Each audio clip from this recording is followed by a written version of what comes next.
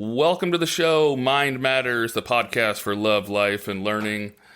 Today, we're going to be talking about a little bit of mental fitness. We have a wonderful storyteller here in Russell Lewis. Welcome to the show, Russ. Dude, I appreciate the intro. I wouldn't say a wonderful storyteller, maybe mediocre at best. Awesome.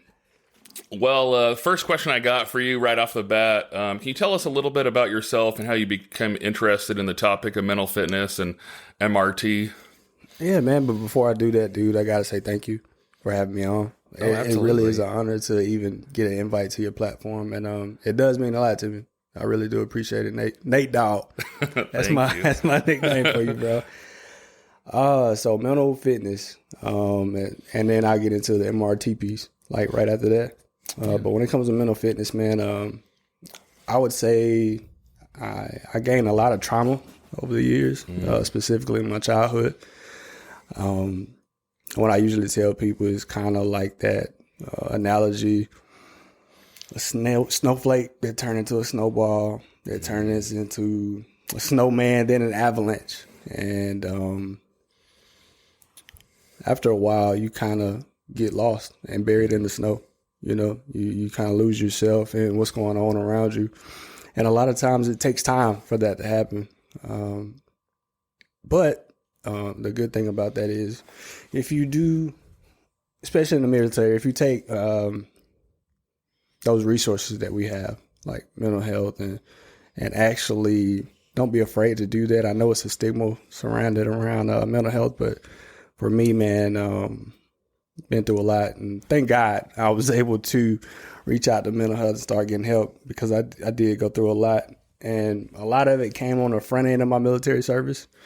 But when it came to MRT, man, after I got help with my issues in the realm of mental health, I wanted to do the same thing and turn around and help others with theirs. And I wouldn't say I'm a role model or anything like that, but if nothing else, I want to be a guiding light that can help people with their mental fitness. Absolutely. I think that's the biggest thing on the show. We're just going to kind of keep repeating some of the things that have come up. And it's interesting because with the different guests, I've had people from all different backgrounds and things like that. But no matter the background, the themes are always there. And one of these themes that keeps coming up is reoccurring and intentional assistance, right? So it's interesting. We go to the gym, we have a workout schedule, you hit that Monday, Wednesday, Friday, but it's like, I'm not going to go to therapy or a counselor until I'm on like the worst day of my life, which is bizarre. It should be that ongoing, like if you have an appointment Monday, Wednesday, Friday at the gym, why you not have Monday, Wednesday, Friday at your counselor, or Tuesday, Thursday, or whatever. And so I hope through these conversations, we're clearing the stigma. People are hearing it from not only me, but all these different guests and whatnot, that you should be proactively getting it and getting it at whatever level of the spectrum you need. There's the, I just need to vent and talk. That's cool. Or like there's the clinical, actual mental health. And, you know, that's okay too. But there's things all along the board. It seems like we've gotten to this point where everything's grouped together, one, and two, it's all grouped on the, you know, the far side of the spectrum where it's like, it's got to be terrible. There's counselors that can just listen and talk to you. So that's good stuff. So we're going to move into the next section. Let's get to know you, Russ. So nice. Very first question, a good fun one. Tell us your origin story. My origin story. Sadly, I say I have an origin story that a lot of other people have. Nothing spectacular about it. And the sad part about that is I come from a single parent household. Very poverty-stricken environment. I'm from Mississippi originally. I don't want to get emotional on the podcast. You can go in-depth as much as you want, or surface level as much as you want. Yeah, dude, we've seen how that goes. But, dude, once I start getting emotional, it's hard for me to talk. Yeah, man, so my dad, he was a drug dealer. My mom, she worked 2 and 3 jobs to make ends meet. And even then, man, making ends meet was it was difficult for her. But what I learned from her was work ethic, right? And my personal story, man, juvenile delinquent at the age of 13. I got charged with breaking and entering and a few other things. But the breaking and entering charge is what really changed my life. At the age of 11, I was in a gang. Well, I joined a gang. The reason I joined the gang, in my humble opinion, is there was a big void that my father had left. He was in and out of prison most of my childhood. And I needed a mentor. I needed somebody to follow. And a lot of times in the military, we look at followership sometimes as a bad thing, especially if you are a quote unquote leader. But dude, followership is just as important as leadership, especially when you are following the right person. And when I was a kid, dude, I was not following the right people. I was following people who were heavy into drugs, were heavy into crime, and a lot of other illegal things. So fast forward, after I became a juvenile delinquent at the age of 13, my mom, she really took note of where I was headed. And it's funny because I was kind of living a double life. My dad is African American, my mom is white. But a lot of the family members that I have on my dad's side were in gangs. We don't even live close to a lot of my mom's family. They're in like Texas, Louisiana. So she kind of made a decision to take me away from my dad's side of the family because she knew I was getting influenced negatively. And I was making all these bad decisions, man. And when she did that, dude, I made a kind of 180 degree change in my life. I did a 180 turn. Wasn't perfect by any stretch of the imagination, dude. I barely graduated high school, and we talked about me my first year in college. I am a college dropout. How I became a military officer, I have no idea. But man, yeah, dude, she helped me out a lot. So college dropout in 2009. I was suffered from depression for the first time in 2009 after my grandmother passed. But at that time I was 19, so I didn't really know what depression was. I didn't know what I was going through. But I was on academic suspension my first semester of fall of 2008. And started to turn it around, man. After Christmas break, came back in the spring. In 2009, after my grandmother passed, I just gave up on everything. I remember working at Walmart at the time, and my manager told me to do something light, like small work, something I did 1,000,001 times. And dude, I just went in the bathroom and broke down crying. Yeah, I didn't know what was wrong with me though, so. Nothing was wrong with you. It's human.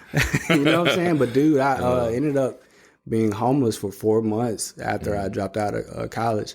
I would live in my car. I still parked in the dorm where I lived, during my college time because it was a police station right next door. So I was like, hey, people usually don't break into cars right by a police station. So I'm like, maybe I can sleep here and be okay. And what I would do is my routine, man, every day for that 4 months of being homeless, dude, I would wake up in my car. I had established great relationships with the people around me at the school. So I would go to the gym first thing in the morning and I would work out only because I knew I needed to act like I was living the same lifestyle just so I could take a shower. But while I was working out, I'd be charging my cell phone, right? Because I knew I was going to need that throughout the day. And after that, man, I would go to the cafeteria to get food. And I had told 2 or 3 people that worked in the cafeteria kind of what I was going through. And man, dude, they would give me like 3 meals a day.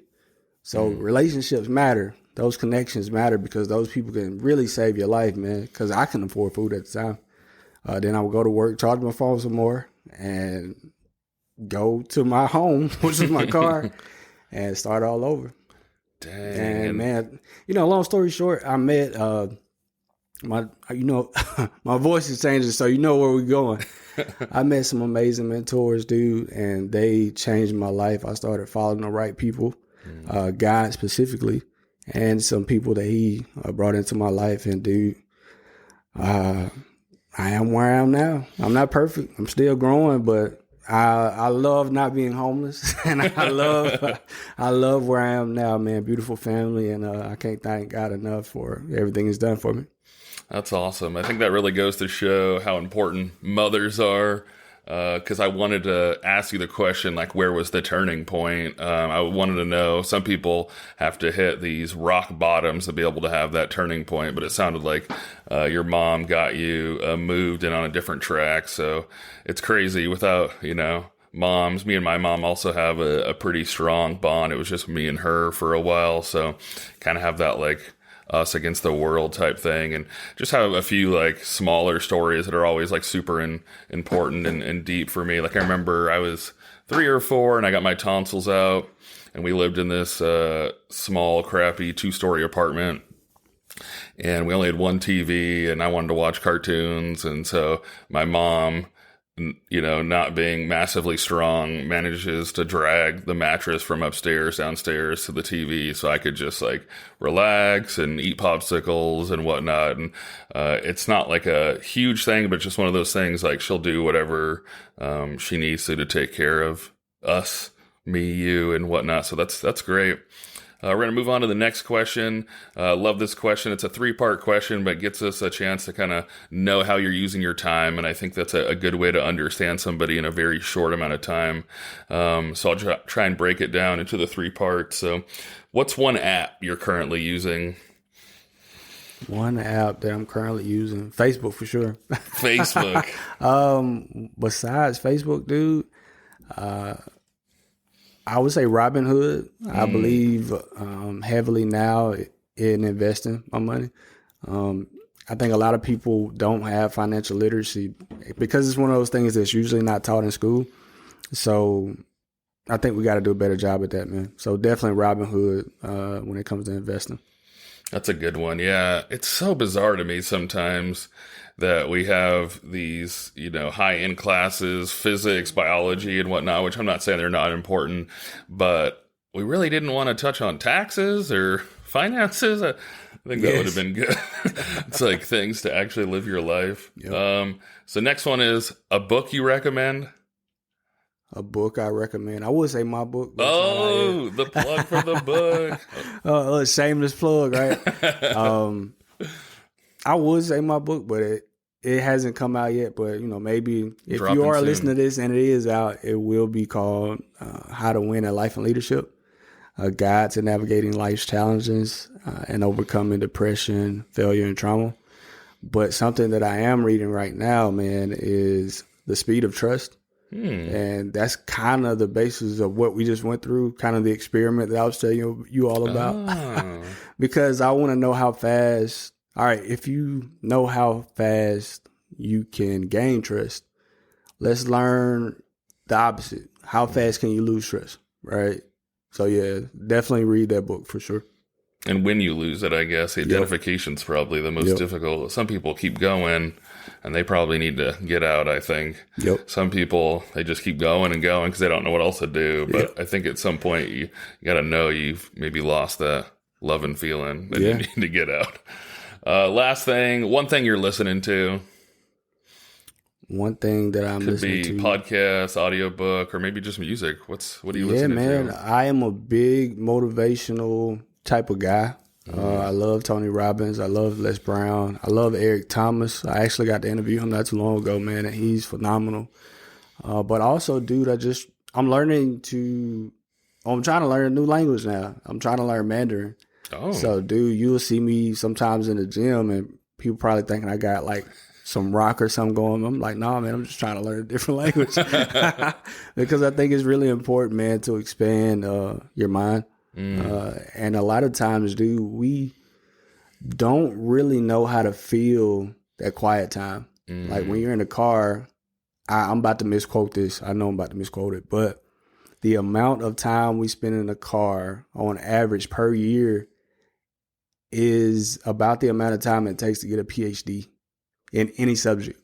And fact check me on this, right? Make sure you Google what I'm saying, but I'm pretty sure, it equates to the level. This equates to the time it would take you to get a PhD. So, man, always use that quiet time, that buffer time even if it's in a 15-minute car ride, man, you can learn something. Yeah. That's definitely true. That's one thing I kind of started when I was out in Guam. One of my biggest fears is like the breaking down of the mind. For some reason, I'm okay with my body breaking down. That just seems like a natural part of life. So like my knee's going to creak and my hip's going to pop. But I have more of the fear of the mind, not knowing, what's going on and forgetting things, and everyone like knowing that you're lost it and you don't know you've lost it. That kind of terrifies me. So out in Guam, I got my scuba certification, and I started this thing where I try to take on some type of hands-on or certification or something at each base. So I got my scuba certification in Guam. I moved to Edwards. I got my skydiving certification, and then I got to Kadena, got my PMP out there. Just something to actively keep the mind going. And hopefully my thought is if it's actively working, the gray matter will stay active and hopefully have a lesser chance of breaking down. So I don't know how it works. Maybe that's part of the experiment. Hopefully it works out. Last question in getting to know you. What's one lesson you've learned in life that you feel everyone should know?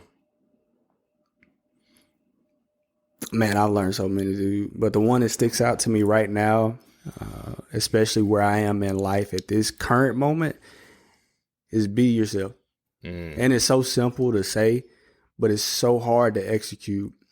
Example, when I first came into the United States Air Force as an officer, I focused heavily on being the perfect Air Force officer. I wanted to win all the awards. I wanted to do all the things. I wanted to be out in front. I wanted all the high-vis jobs. And I just wanted to be the go-to guy. But quite quickly, I started to lose myself real quick, man, like to the point where you start to look in the mirror and you don't even recognize the person you're looking at. And now, man, what I've learned is you have to be authentically you, not for other people, but for you. So now, dude, if you look at me, I'm like tatted up, tattoos, not because I'm trying to be some tough guy or trying to be intimidating or anything like that. It's me, right? I'm not afraid to be emotional in front of people. I'm not afraid to be myself. So, man, no matter who you are, no matter what you're going through, be who you are. Remember who you wanted to be as a kid, as a young adult, and even now. Think about that person that you want to be, and I say go towards it, because it's really easy, especially with everything going on in society, to allow that to influence you. And not all the time will it be positive. A lot of times it'll be negative. You're trying to jump on somebody else's bandwagon, or you're trying to be somebody else, but there's somebody who needs you, who can't relate to Russell Lewis, but they can relate to Nate, right? I'm not going to be able to touch everybody, and everybody's not going to like me, and I'm cool with that now. But dude, 2 or 3 years ago, that would have really bothered the crap out of me. So man, be yourself, and don't let anybody change you for the negative. Like, now, I'll always be willing to take tips and techniques on getting better in the form of communication, in the form of mental health, in the arena of leadership. But always be Nate. Dang, that's great stuff. It's interesting you say that, because I just recently, I think it's been a month now, I wrote a post on LinkedIn, which is funny because I think I have like 3 posts on there ever. But my wife stumbled across this video from ALS when I was in ALS way back in the day, Airman Leadership School. And she's watching this video. And at that point, it's been 8 years, I think, since it had occurred. And she sees me in there being goofy and weird. And she's like, "You never change." And we were laughing about it. And it made me stop. And I reflected back. And I remember my first year as an officer.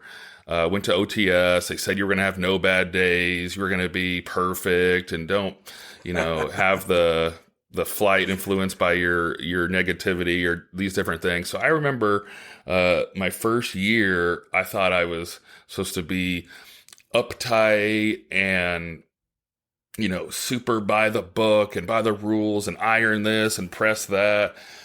And it wasn't until that first year kind of came and went, and I reverted back to how I always am. And so that was kind of interesting, because that was the first time I'd stopped and like looked at it. It had happened, but I didn't really reflect and like notice that it happened. But I tried to be something that I wasn't. You know, I will always be the slightly ridiculous, goofy, whatever. Like, I just can't not do that. So it's kind of sad for that year. I was like, I'm gonna be proper, and not that, you know, I should be inappropriate or whatever. Still a leader, still got to maintain respect and bearing and things like that. But I still have to be myself. And I like that you said it's easier said than done, because I feel like that's one thing. Be you.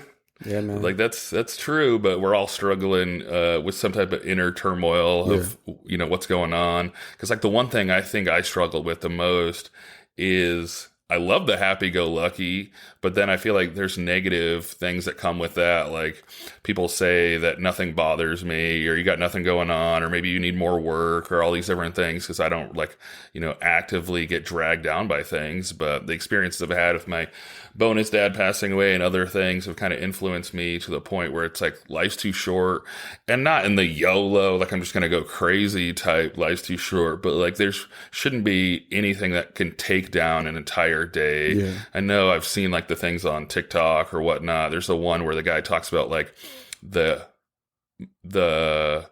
amount of money you have in your bank account being the minutes in the day. Like you wouldn't give away the extra money if one thing went bad. So I think that's a really good one. But yeah, that's interesting that you had kind of the same thing, a mold that we felt we needed to fall into, and we tried to appease everybody but ourselves. That's kind of sad that happened, but I'm glad we're trying to actively, you know, be ourselves. It was necessary, bro.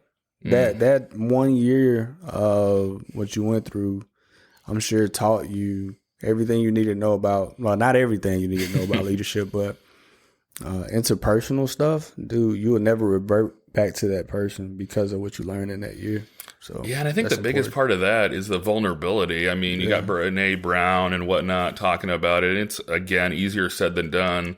But I've noticed when I've been open with people, I try to highlight some of the challenges I've been with. If it's from, you know, losing a parent, or custody battles, or, you know, different stuff with trying to co-parent. I bring those things up not to be like this negative Nancy, but just to kind of highlight some of the things I've been through and hopefully make some type of connection. And I also don't want to say like I've seen everything. Like that's not the point of it either. Like been there, done that. Like, no, it's just like I've been through some negative things. And sometimes the E to O like divide is bigger than it should be. It's this kind of odd pedestal where it needs to be respectful. You know, we can't be doing everything together. Can't be, you know, doing certain things and whatnot, but it doesn't mean we're not all people. Yeah, man. And dude, I just want to let you know, dude, I'm proud of you. Like, for putting it all on the line out in front of people. What you're doing right now is not easy, and a lot of people have a lot of opinions about content creators. I know because you and I have talked about me doing the same thing. So, man, I just want to applaud you, because I know as a content creator, you don't get enough of that. I appreciate what you're doing, man. It really is a big deal, because you don't know who's really listening. And a lot of people won't tell you that they're listening and tuning in to the lessons that you're pushing out. But, dude, this is big stuff. It really is.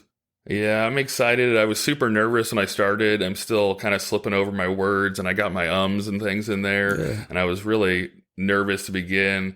But then I reflected. I kind of had an epiphany after I wrote the pilot episode. I recorded the pilot episode 3, 4, 5 times. And after like the 5th time, I kind of stopped. It's like, why am I trying to make a podcast about mental fitness perfect? That's kind of against the grain there. Like, it shouldn't be perfect. Life's not perfect. People aren't perfect. And so if I'm making this where I'm cutting and editing and making it sound perfect, I think that kind of goes against it. It shouldn't be perfect. There's going to be some things here and there, and some laughing and cackling and whatever else. But yeah, bro.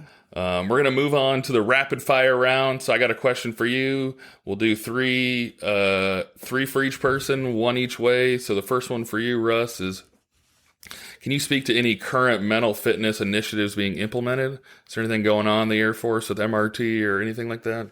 Oh, absolutely, man. It's a lot going on with MRT. It's like ever changing, right? But right now we're focused on those core things that we implemented early. And my most favorite one is reframe. And basically at its core, reframe is taking a step back and viewing things from I would say from a more organized standpoint, right?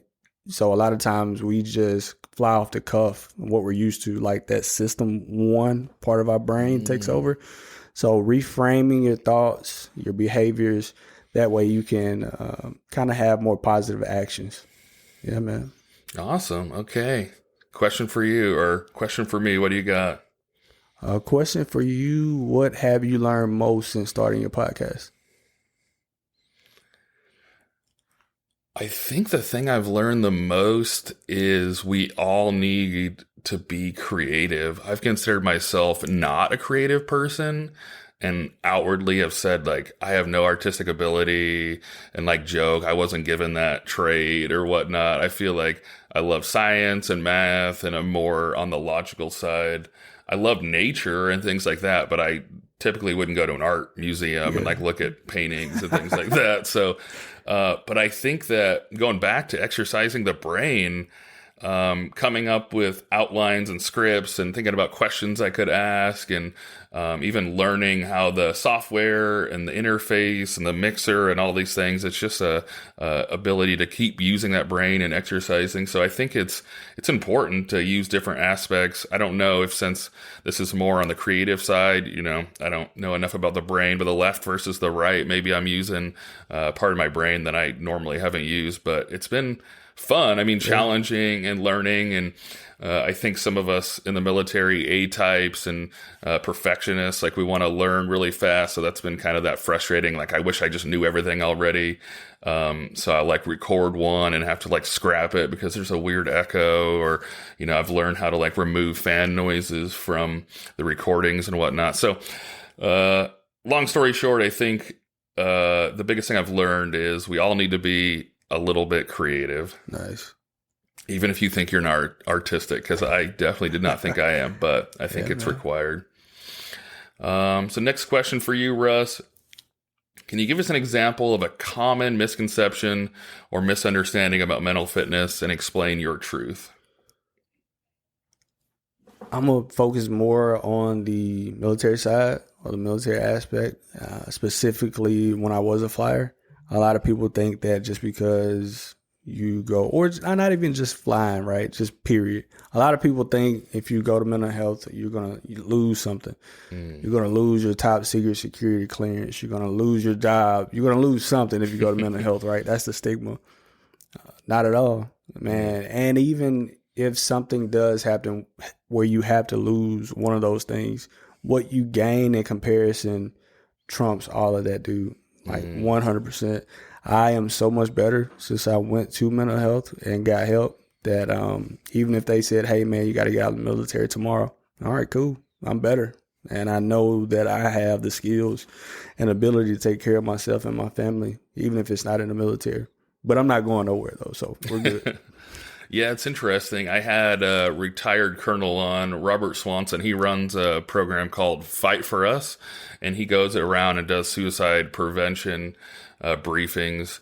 And he brought up a really good point, I thought, is he ended up losing his clearance after his second suicide attempt, but he lost it because they saw a pattern of him not identifying that he needed help and getting help. And so his was, they were worried about his ability to make sound choices. And so that's where if he would have reported in and got help, he would have been fine.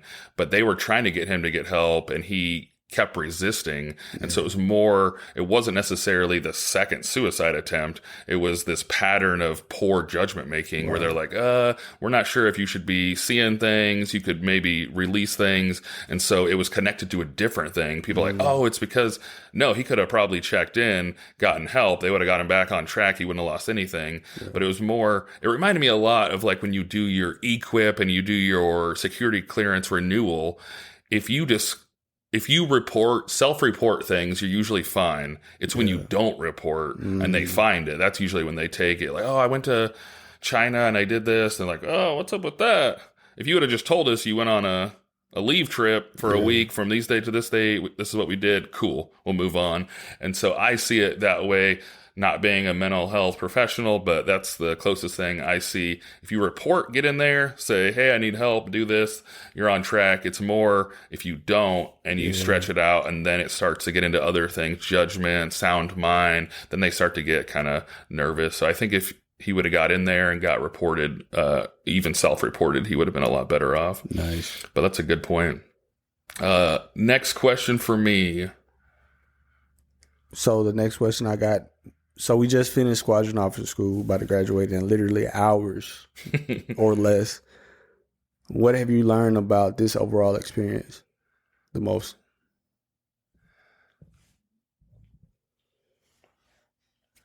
I think the biggest thing would be probably self-reflection. I know there was, the academics and the different things like that. It would be either networking or that personal self-reflection. Most of the things that I think I learned were outside of the classroom, which is funny because they, want us to read and watch videos and turn in assignments. And I know they touched on the beginning, so they're aware. But I think most of the learning happens outside, out doing stuff with each other and, spending time together. I think it really reinforces, which I'm sure is like the book answer, which I hate to go with the book answer, but it reminds me of ALS and some of the other PMEs. It's that networking, and I know that's like what everyone says. But I don't mean networking in like the personal relationship, which is still super important, but more of understanding how important each of us are to the mission and things like that. We say it all the time. We're wheels in the machine. We know that we need support and what not, but I think just seeing it really helps solidify it. I know Joe has said a bunch of times, like he needs his maintenance people and he needs, all these different things. And so it's good to just see everyone and just really learn a bunch of stuff. Like, I've learned so much about Intel. Once Caroline starts talking, I have no idea what she's saying most of the time. And then we were going through the warfare video game, and everyone's talking about munitions that I know nothing about, which is funny. I was air traffic, so I was like, I know the jets. I can tell you that's a 15. I can tell you that's a 16. But the thing that hangs under it, not so much. So yeah, I kind of roundabout, but I think networking, which unfortunately is the book answer, and then self-reflection, just stopping and making sure we're doing the right things for ourselves. Yeah. I know the commandant has been amazing. I've really enjoyed his briefs, but he's talked about, trying to bust the myth of work-life balance and making sure you're taking care of your family and things like that. So definitely going to go back and try and make sure taking care of the family and making sure the front row at retirement is full. So I think that's what I would say. Yeah, bro. Last question for you, Russ. Can you speak to any ways societal norms or attitudes, or I guess stigma is probably the best word, societal stigmas related to mental health have changed in recent years? Yeah, I think we're headed in the right direction. It's probably going to take us a while to get where we need to be, but just removing the stigma associated with mental health. I've seen a lot of military professionals, a lot of people of influence, whether it be actors, rappers, singers, people that are in the limelight, so to speak. They are actively talking about it. And that makes all the difference, right? Even what you're doing right now makes a big difference because it's going to impact somebody. So I think we're headed in a good direction, a good positive direction. It's going to take time, man, and nothing happens overnight. It's kind of that brick by brick analogy, right? So one person every day saying and speaking out and showing that you can have a positive experience with mental health after going through something that might be traumatic, whether it be depression, failure, or whatever the case may be, man. It's just going to take time. And I wholeheartedly think that we're headed where we need to be in society. I had a recording yesterday with a good friend of mine, Nick Jenkins, and it was funny because we had a great conversation for a full hour, and then we ended up hanging up. And then he was like, oh, I should have said this. And it's always funny. You come up with ideas and whatnot, but I'll try to highlight it here. And I don't know if I'll have another conversation with him. We can highlight it again. But he had mentioned the positive aspect, which I had never really thought about it. It feels like when you have a counselor, therapist, everyone always thinks of like you're going to go and dump all this negative stuff. But he was having his reoccurring appointment, and then he was getting a promotion at work, or he got a new job or whatnot, and they were excited for him. Yeah. And so you have another person that's like cheering you on. And I feel like there's an added benefit, or it feels a little bit stronger when the person is unbiased. They don't have to be excited for you, but they are. And so I think that's something that's cool, because your friends are going to be excited for you. Your family's going to be excited for you. That makes sense because they're, going to support you. That's the way it goes. But when you're getting advice, good, bad, or indifferent, from someone that doesn't have to tell you a certain thing, they're completely unbiased. I think it weighs a little heavier in whichever direction, the good or the bad. So that's another thing I'd like to highlight. Your counselor, therapist is going to be excited and happy for you. So you're going to have some appointments where you're talking about good news. It's not laying down and crying on the couch every time. I mean, there's good and bad. And I think that goes back to kind of the spectrum of mental fitness. You're going to have good days, bad days. Same way as the gym. You're going to have days where you're gassed and your cardio on the elliptical isn't that good, and then the next day you have like a PR. It's kind of the way it goes. So I really like the analogy or the verbiage of mental fitness. Okay, Russ, you got one last one for me. Yeah, dude. So that one would be, dude, what do you appreciate about yourself the most?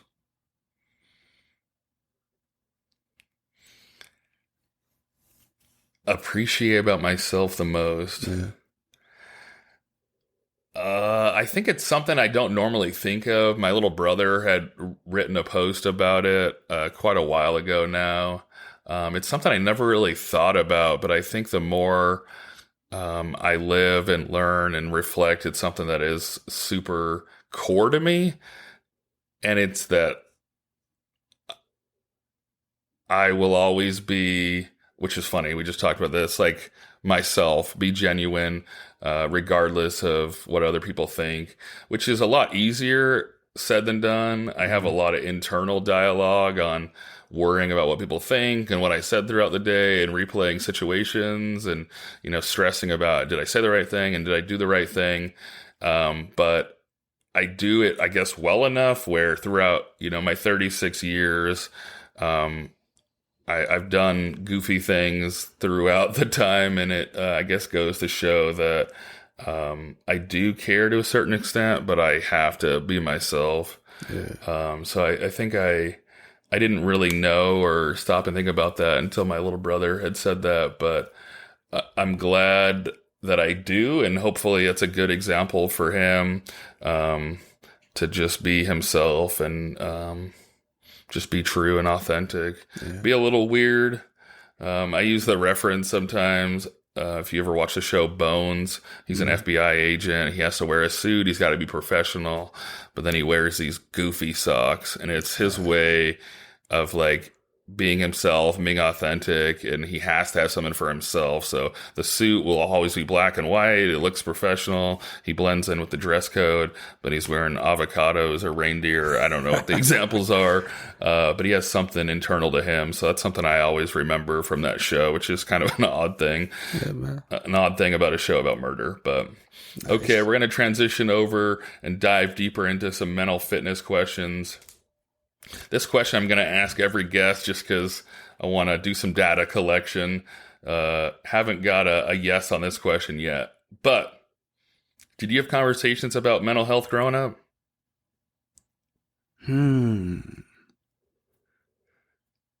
Yeah. Yeah, first, yes. With my mom, for sure. She was willing to listen.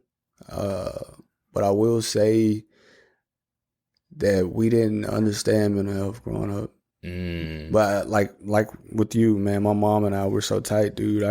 We can literally have a conversation about anything. The downside about not understanding mental health is you don't know how to help your child. Because children have anxiety and depression too. So yeah, I could have if we knew what the hell it was.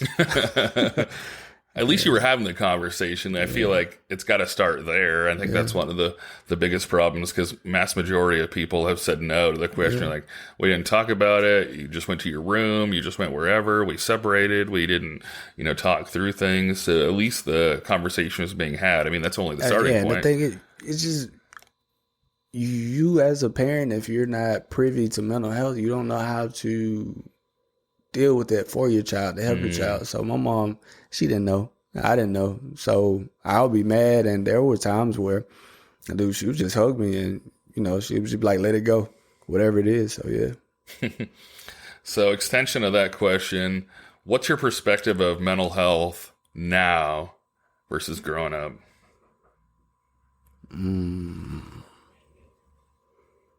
I would just say the knowledge that I've acquired over the years, dude. Like, now I know, I can identify and understand. And before I came in the military, I was a therapist, right? And now I always tell people I am the therapist that needed a therapist.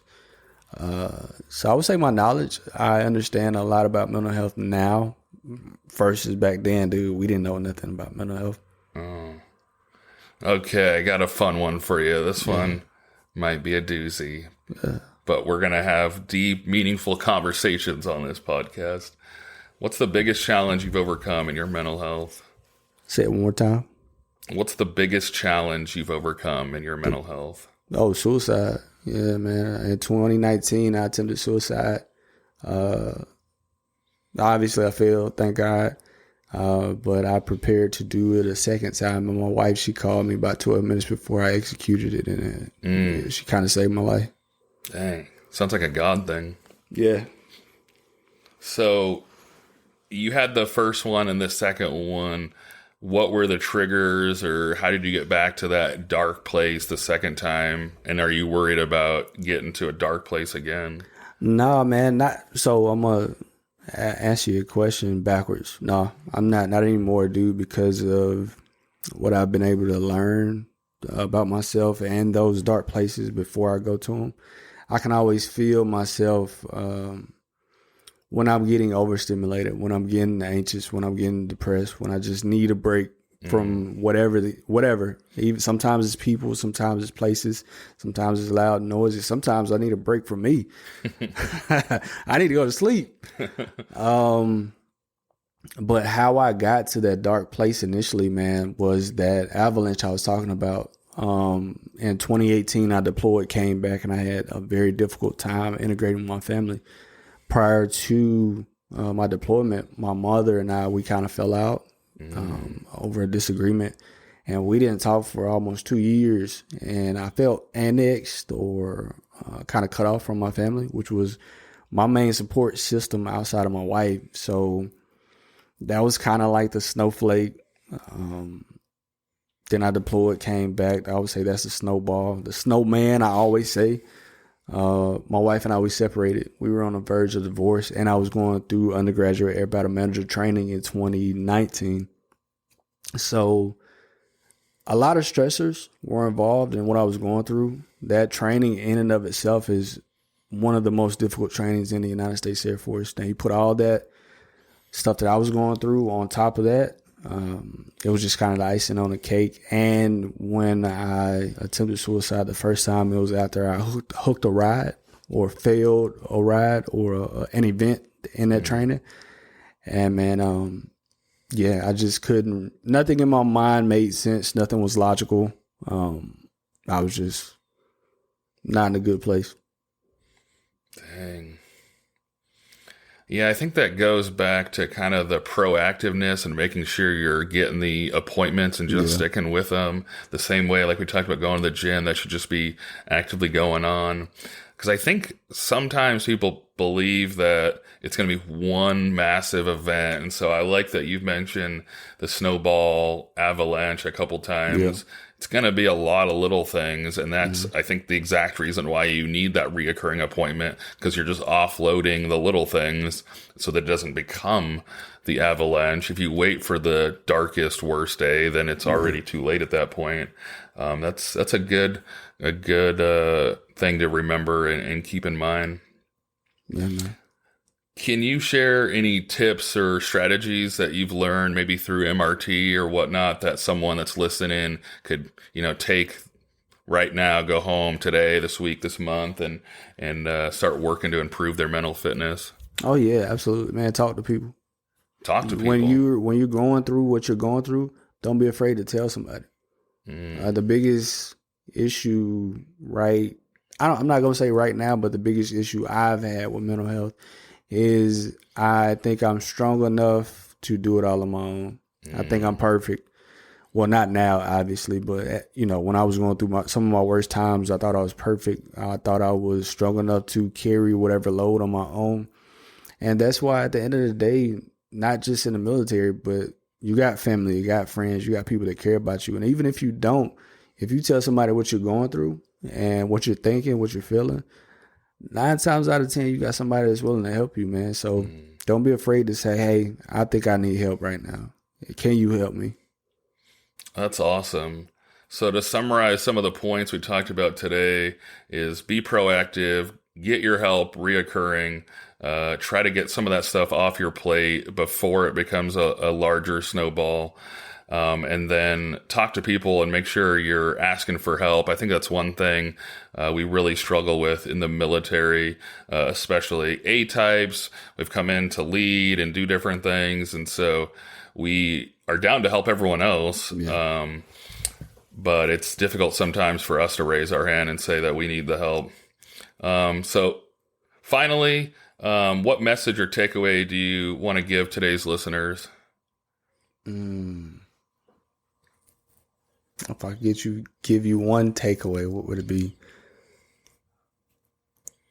Dang, that's a good question, man. I definitely I would want to say, be yourself. But also, I do know what I want to say, man. We talked about you, if you're going through something, getting help. Don't be afraid to help other people. It's a lot of times we're afraid to have uncomfortable conversations.